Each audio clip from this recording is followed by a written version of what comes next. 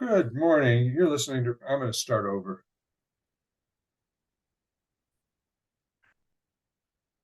Good morning. You're listening to Retake Our Democracy, a 30-minute weekly radio show that airs on KSFR 101.1 FM, your Santa Fe public radio station.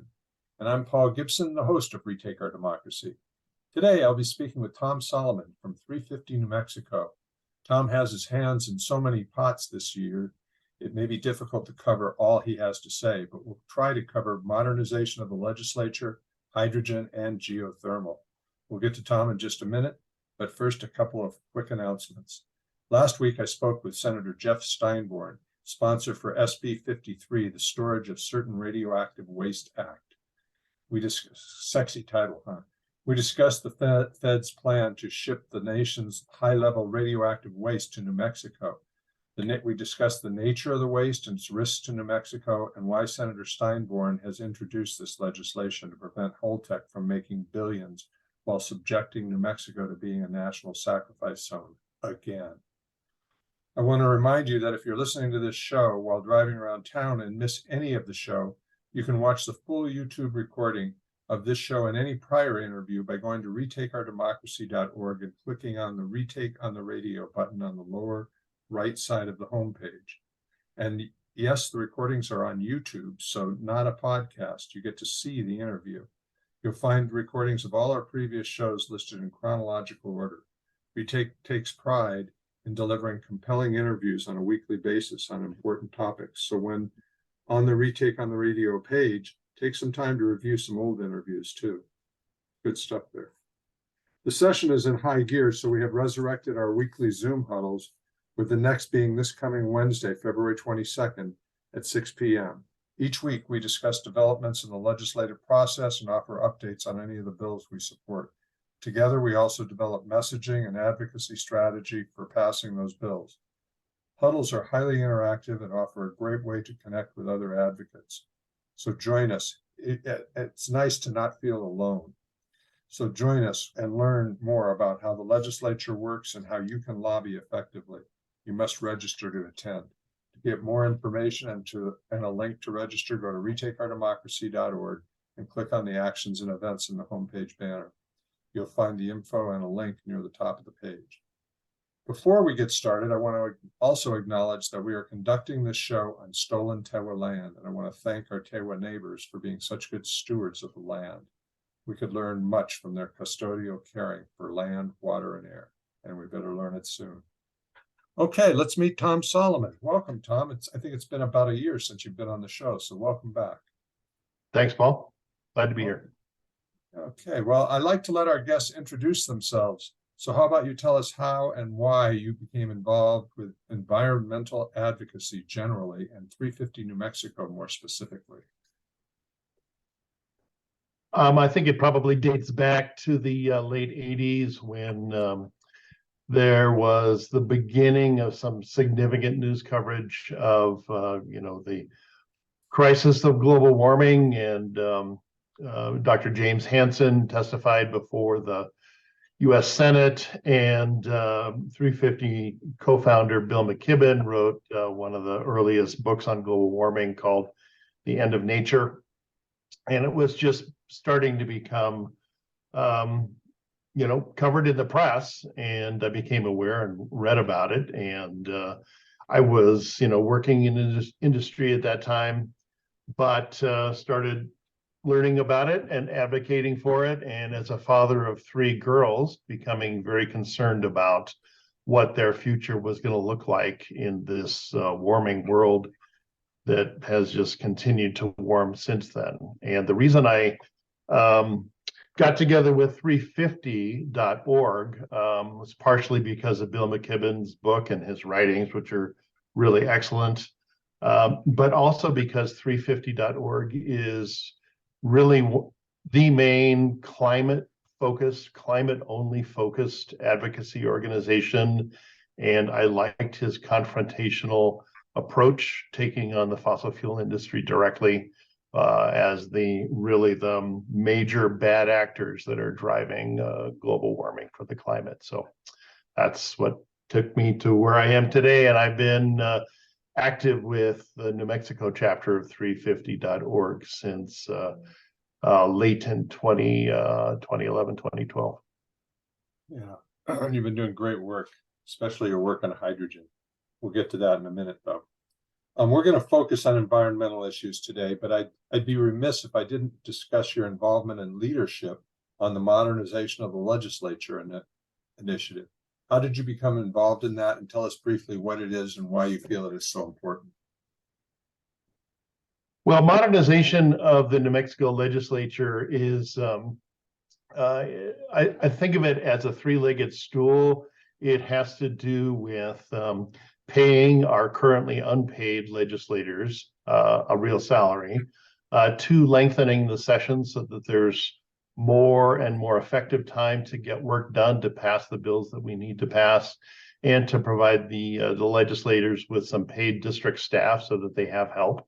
A lot of people think that they have, an office full of assistants, but they don't. It's largely just that one person. The reason I got involved in it is, I've been advocating for, important climate bills, system changes in the legislatures for a number of years now. And as part of that, you watch the debates on the House floor and in committee. And there was just, I just snapped at the end of the 2021 long session, listening to the final days and Republicans on the floor filibustering some really, really good legislation, and just to run out the clock and to watch it die. And it's, but you got to find out about baseball. Yeah, I know. So I was just so disgusted. I asked myself, what are you going to do about it, Tom? So I gathered together some, a handful of other people that I knew similarly interested, and we just began to meet on a biweekly basis. And then you find out that there are other people that are interested in it, and we just kept inviting them. It turned out that Common Cause really had this as one of their central purposes, and they were kind enough to join us, and we kept expanding and growing the group. And there were at similar time, there were a couple of initial efforts to pass the legislation that's necessary to modernize the legislature, which really is going to involve 2 constitutional amendments, which makes it a heavy lift. But the efforts that have been done to that date were kind of piecemeal, not really comprehensive, weren't really looking at the problem holistically. There was a group of really exclusively women House legislators. They call themselves the Legislative Momentum Project, and they were meeting separately, and we had a good liaison with them. And they were pursuing actually the bills that would accomplish those changes. What I saw our role is to put together an outside game to support their inside game, so that there was a robust coalition of citizen advocates that would have their back, and to write the letters to the editors and fund the studies, some polling that we did with Common Cause, and just begin to advocate for them and help them to pass this legislation, because it's going to take not only getting the bills through the legislature and signed by the governor, but then it has to go before the citizenry at the next major election. So there's going to have to be a large public education campaign. And so this is a couple-year-long effort. And we've been doing this since March of 2021. So yes, you have. And I joined you somewhere in the summer there. And I thank you for your service on that. And thank you for your because I actually think that's the most important pieces of legislation in the session this time. Because like you say, it's a systemic problem. And we keep running into, really bonehead decisions made by legislators who don't have good enough information and don't have a staff person they can turn to and say, wait a minute, this lobbyist is saying A, B, and C. Can you check out how true that is? And, with that and a 5-day break in the middle of the session, they'll have time to consult with people, their constituents, advocates, and so forth, to get closer to the truth and make decisions based on facts instead of misinformation. So I really commend you for doing what you've been doing. Yeah, absolutely right. Thank you. Okay, well, you've been doing the same thing in relation to hydrogen, only here you are one of the point people. You've been doing it on all shades of hydrogen. So correct me if I'm wrong, but the science on carbon capture would appear to make it impossible for anything but green hydrogen to succeed. But it requires a huge amount of water, a challenge for New Mexico. The state seems hell-bent on advancing hydrogen in New Mexico. They have smart folks on the fourth floor. How can they bypass all this research on sequestration and plow ahead? I don't get it. Yeah, it is a complicated scenario, but to make it real simple, let's just get a couple of facts out there. One is that the current way that hydrogen is produced is really carbon intensive. It is one of the more significant contributors to global warming. Something like 2.3% of all global carbon dioxide emissions come from producing hydrogen today. And there's about 74 million metric tons of hydrogen produced today, primarily for the production of fertilizer, ammonia fertilizer, which is NH4, and also in the production of fossil fuels, petroleum refining. Those are the two major sources of hydrogen. So lots of hydrogen is produced today. It's called gray hydrogen. It's basically just unabated emissions right into the atmosphere. Super bad for the climate. So, the best thing to do to solve that problem would be to take their system of producing hydrogen today, which is from fossil methane, in a process called steam methane reforming, which just emits all of this carbon dioxide, and convert that to green hydrogen. Green hydrogen is just electrolyzed water. So you take pure water, you essentially run some electricity through it, bubbles out hydrogen and oxygen to capture the hydrogen. You've got what could be, a source of hydrogen to replace what's currently used, that would have no carbon emissions. So the fact that there is actually a need to produce and a current use for hydrogen makes the whole discussion somewhat complicated, because it's like you can't really say I'm against hydrogen completely, because we are currently producing 74 million metric tons of hydrogen in the world today.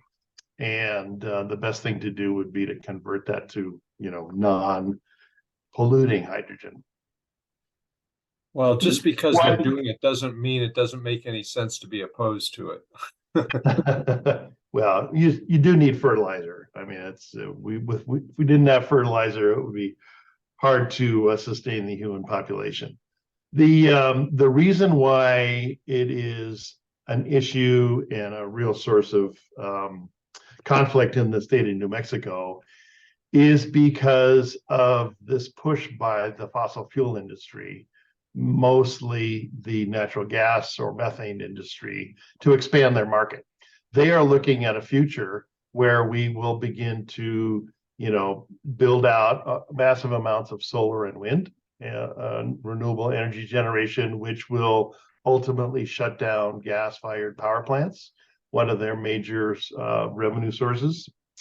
And at the same time, heat pumps are going to homes that will replace furnaces and hot water heaters. They are looking at a declining market share, a declining market for their methane gas. And what happened in about 2017 is this consortium of fossil fuel companies, started mostly in Europe, called the Hydrogen Council, said, well, let's get together and do something about it. And how about if we just propose hydrogen as this non-polluting fuel that will solve, climate change, and will greenwash everybody into thinking that hydrogen is a big climate solution.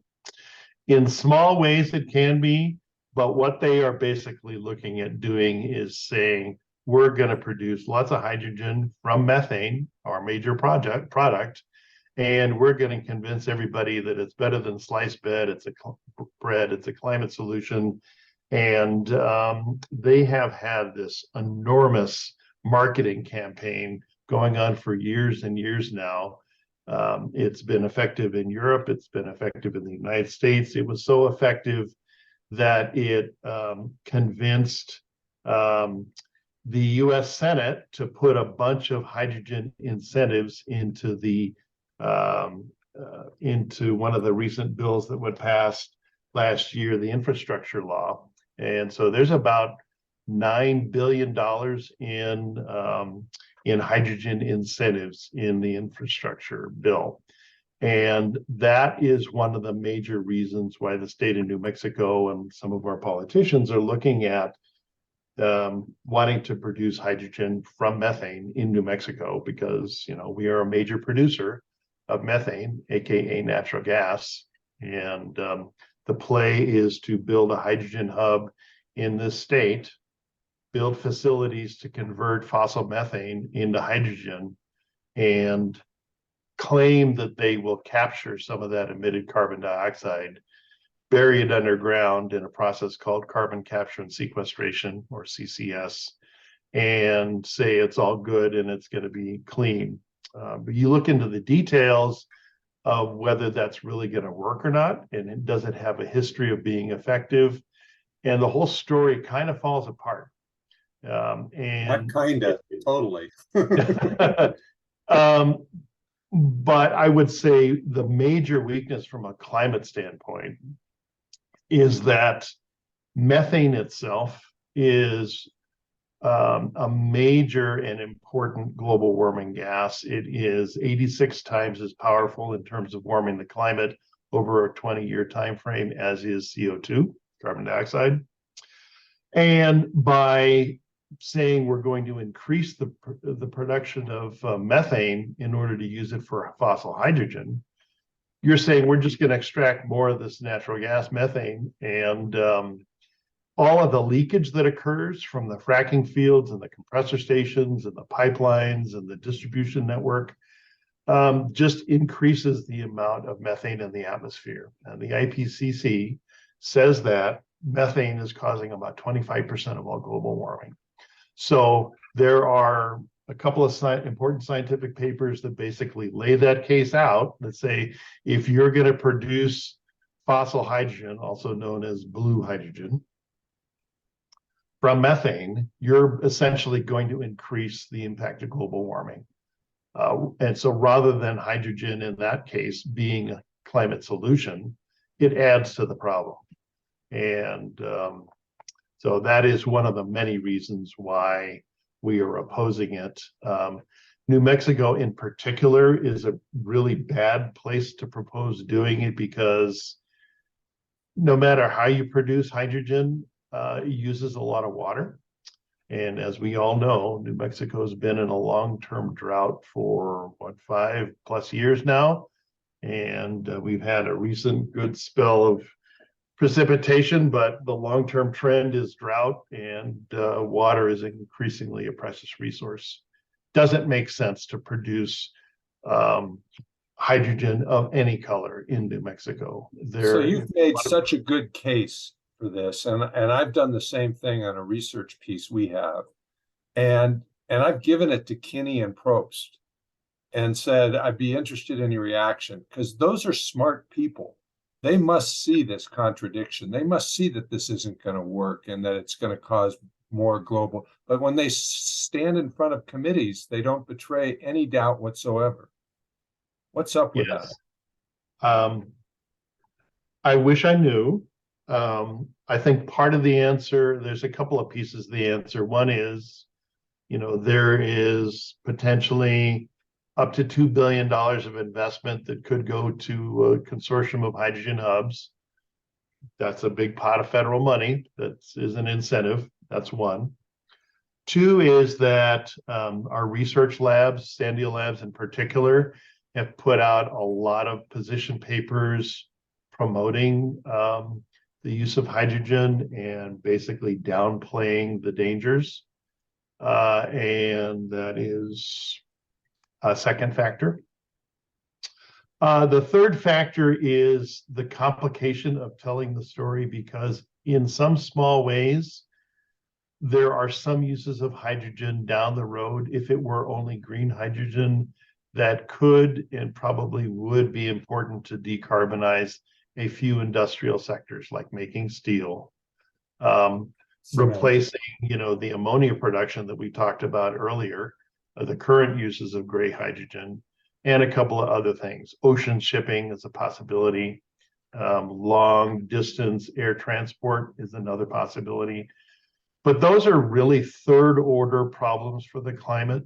And what their plan would do is increase the emissions of methane and carbon dioxide in the short term and accelerate global warming, in the next 5-10 years, in order to provide a solution that is longer off, that is a third order problem, when we should be solving, we should be shutting down coal-fired power plants, gas-fired power plants, not looking at decarbonizing the third order problems until 10-15 years from now. So it is a complicated story to tell, because it has a little bit of potential benefit in the long term, and they focus on that part of it and ignore the near-term consequences. Well, that's my answer. There's one of the ways in which the legislature, and I don't want to characterize it as this monolithic thing where everybody fits into the same boat, but there's an effort in the Roundhouse now to redefine terms. HB 96, with the title of Combined Cycle Natural Gas as Renewable Act, another sexy title. The bill calls for redefining methane gas as clean and renewable, overlooking that natural gas is not clean or renewable. What has combined cycle have to do with it? And why is it disingenuous to redefine gas as renewable? What is behind this? Well, as you might guess, what's behind it is the natural gas industry, because the Energy Transition Act requires over time, the utilities have to be 100% carbon free by 2045. It will require the eventual closure and conversion of natural gas fired power plants to solar and wind geothermal clean electricity over time. And if they could change the definition in the Energy Transition Act of renewable resources to include combined cycle gas plants, then voila, all of a sudden they don't have to shut down those gas-fired power plants, because they're redefined as renewable, which is such a silly idea that it was immediately tabled in the House Energy and Natural Resources Committee. So that particular bill is tabled and not moving, and we hope it stays dead. And then there's also this is actually part of, this is part of a nationwide effort. These kinds of efforts and bills have been introduced in multiple state legislatures to try to do that. That's why we'll do our best to make sure those things don't surface again here in New Mexico. And if they do, whack-a-mole. You had mentioned to me before we got on that there was a nefarious hydrogen bill coming.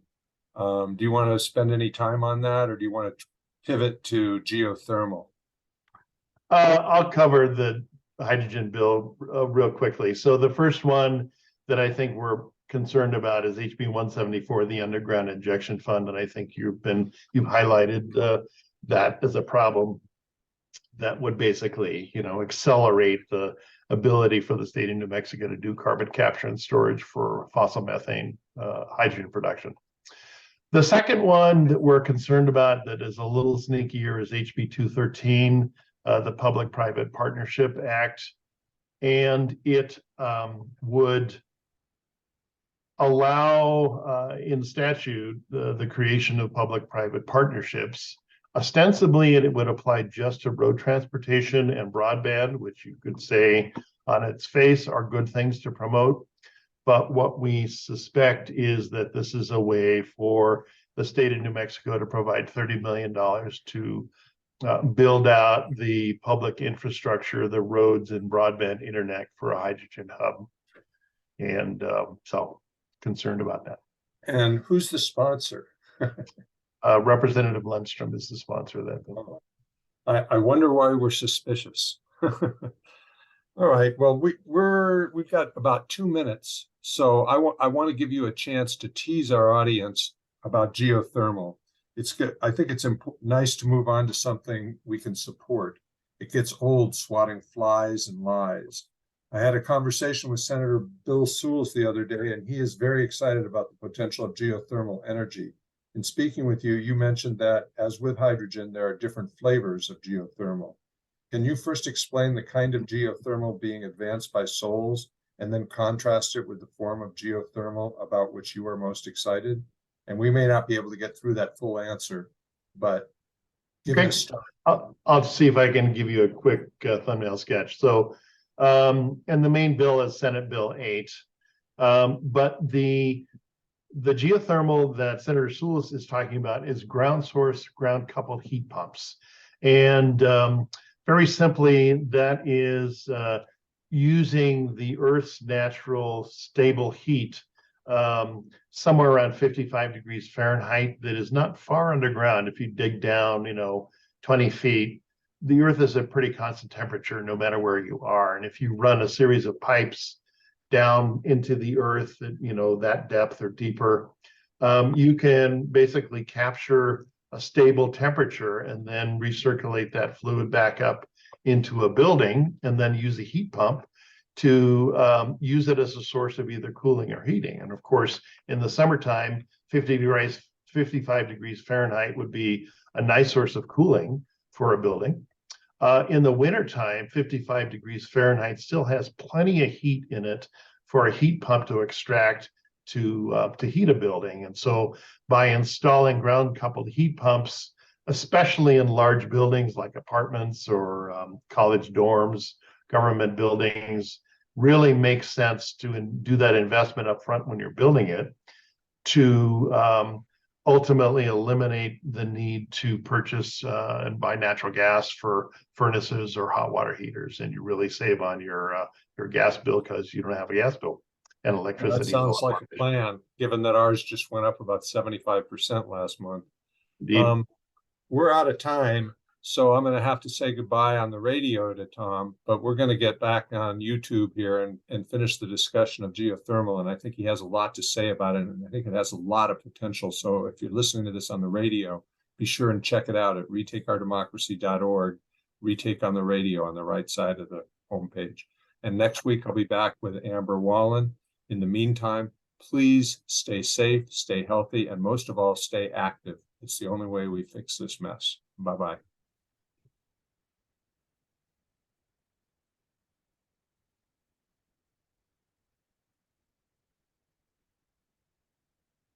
Okay, we're back on just YouTube. And we did that on time, Tom. We got it done in 28 minutes. Okay. The radio station will be happy. I have a reputation for going too far over. So we were talking about geothermal, and you had described Senator Sewell's idea. What is the other form of geothermal that you were thinking about when we spoke earlier? So geothermal energy, which is, the Earth's heat, and think of the Old Faithful geyser in Yellowstone, right? It just spouts up with tremendous force, superheated water from down deep in the earth. There are a number of places around the planet where deep underground there exists a combination of two things, which is an underground water aquifer that is in contact with very hot rock. And if you have those two things together, you have a hot geothermal reservoir that can be used to run a steam turbine at the surface, just like with a gas-fired or coal-fired power plant, and create electricity. And that is, there's about 3.7 gigawatts of electricity generated in the United States today. A lot of it in Northern California, Oregon, Nevada, places like that, where those things exist.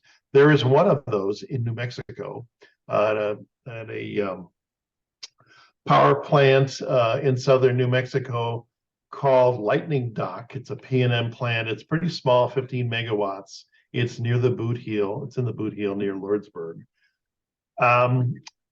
And so that is an example of where you can generate electricity, clean, renewable, no pollution electricity from the Earth's heat. The really exciting prospect is that there are a number of technology companies on the verge of and solving the couple of technological problems that would allow you to generate massive amounts of geothermal electricity anywhere on the planet. And those two technology problems are, how do you drill, deep enough into the really hard rock like granite effectively in order to access that really hot rock? And then two, how do you get your drill bits to survive in contact with that really hot rock in order to access, rock that's hot enough to create steam if you provide that fluid from the surface, and then you'd recirculate it down into that hot rock, back up to the surface, and generate geothermal electricity just like you would at Lightning Dock, except that you're providing your own fluid from the surface. You don't have to be lucky enough to find an underground reservoir already in contact with that hot rock. And it's a closed loop, so you're not really consuming a huge amount of water. You're using water, but you keep using and reusing it, correct? That's exactly right. It is a completely closed loop. And at the surface, you would actually run it through a heat exchanger so that the liquid, if call it water from underground, comes to the surface. It goes through a heat exchanger, which is basically a series of pipes in contact with each other. And the secondary fluid at the surface runs through the turbine to generate electricity. So you're not consuming any of that underground water. It just recirculates, and you're not using it up, and it doesn't leak. And it is a clean electricity. And there's a couple of companies working on it.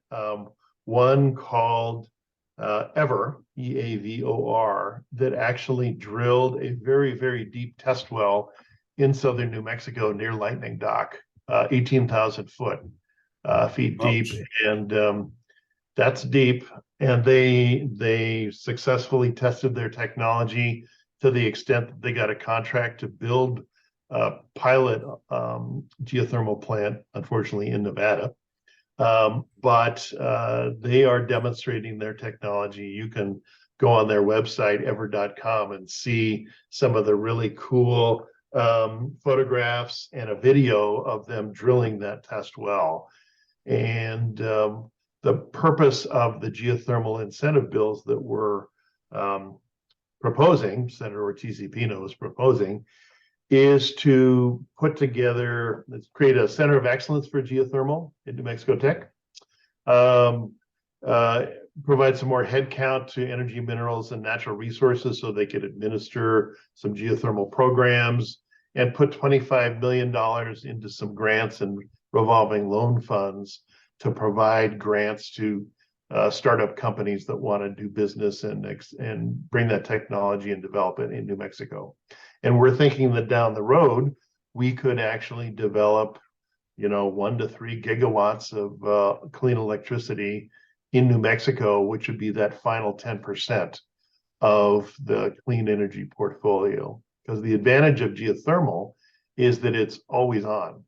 It is not intermittent like solar and wind are. And so it could really provide a backup to those intermittent resources and provide the whole solution. And less expensive than storage, right? I think the cost right now today of existing geothermal is competitive with natural gas-fired power plants. So, quite right in there in the mix of electricity costs.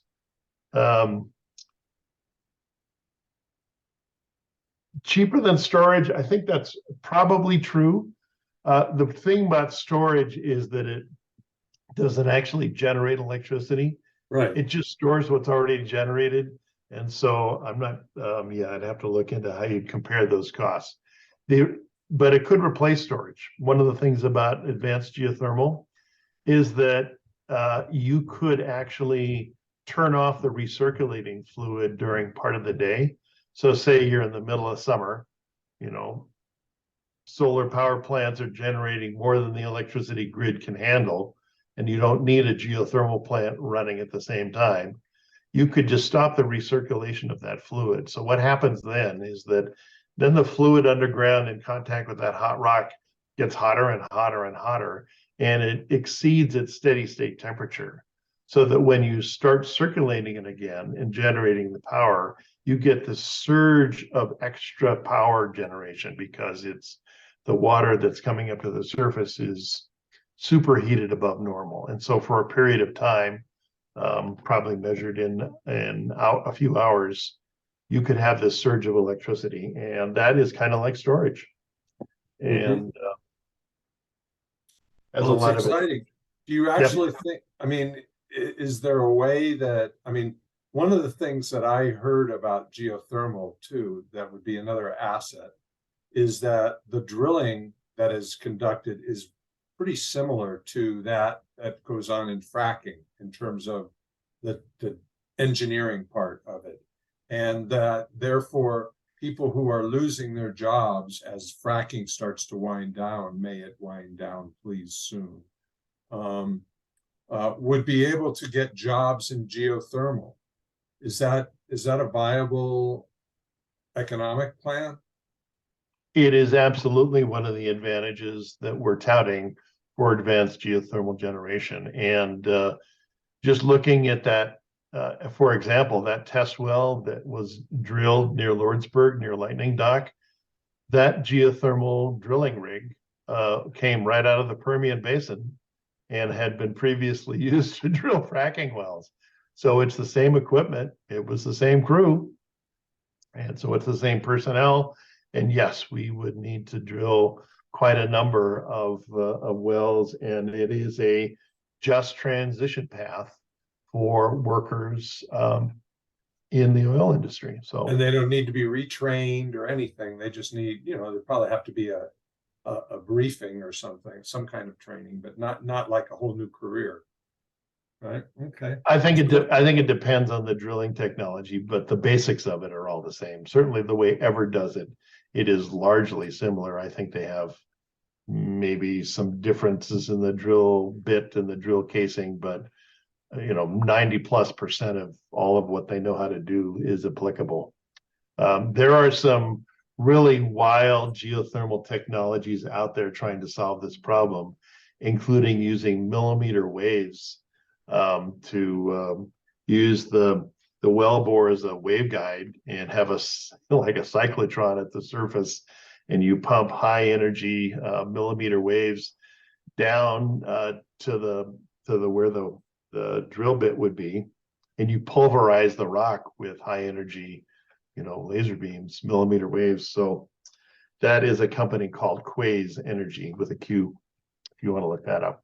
So there are, as we say, there are a number of companies working on solving the tech problems, and we're probably a few years away from having all of that sorted out to be able to really do it. But what we're looking at is, towards the end of this decade, into the 2030s, having this be a significant piece of the full renewable energy solution. Okay. So one of the things that is notorious about fracking, and they're experiencing this in Oklahoma, and I think they're starting to experience it in Texas, is earthquakes. Would this kind of geothermal drilling possibly trigger earthquakes as well? That question actually has come up in the committee hearing, and we have, as part of our team, PhD geophysicist Dr. Sherry Kelly from New Mexico Tech, and her answer is that if you carefully manage the geothermal reservoir, it doesn't have to generate what she calls induced seismicity, which is the proper term for that. The fundamental reason why fracking is creating earthquakes is that they have to do something with their produced water. And so they re-inject the produced water down deep underground into wells.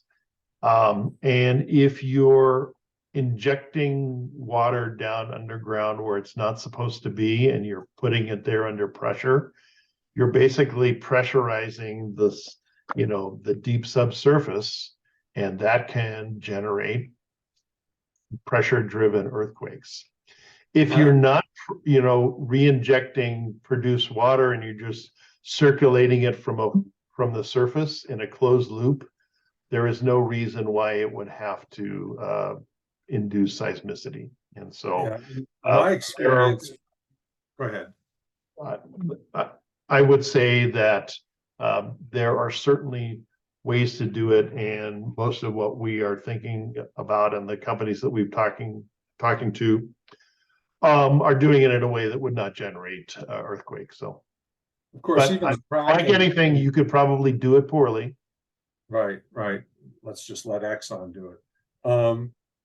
So my read of that, though, even the earthquakes that have been experienced so far in Texas and Oklahoma are like 2.3, 3.0 earthquakes, not anything that really is going to destroy a city. Watching what's going on in Turkey and Syria right now, it's horrific. And it's one of the reasons I moved to New Mexico from the Bay Area. I just could not get used to being in a place that could just collapse any minute. I'm heartened to hear that that's not one of the consequences or outcomes from that. So I think that's about all we're going to talk about today. I was going to just ask you, this is kind of a softball question, or it's a political question, I guess. If geothermal energy generation is clean and renewable, would create jobs and local state revenue, why on earth is the state putting their time and resources into hydrogen, which is neither clean nor renewable nor economically viable? Yeah, well, it's the $1,000 question. It's the $9 billion question, Paul. There's a lot of incentives that were put into the infrastructure bill to push governments in this direction.